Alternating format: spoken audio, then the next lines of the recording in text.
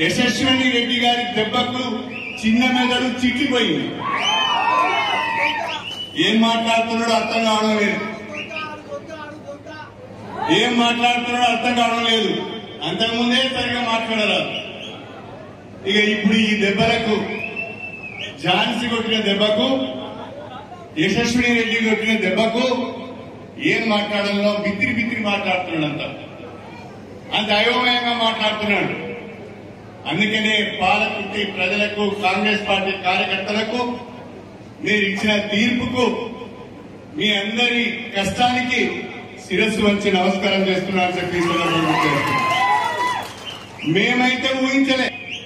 ఆ ఓటమి మామూలు ఓటమా ఆత్మహత్య చేసుకునేంత పరిస్థితి తీసుకొచ్చింది మీరు. 50,000 ఓట్ల మెజారిటీ అంటే కొత్తగా రాజకీయాలకు వచ్చిన యశస్విని రెడ్డి ఓటమి ఎరగని నాయకునని చెప్పుకునే వ్యక్తిని మళ్లీ పాలకుర్తి పొలిమేరలకు రావద్దు అని చెప్పి బ్రహ్మాండమైన గెలుపును మీరు యశస్విని గారికి ఇచ్చారు.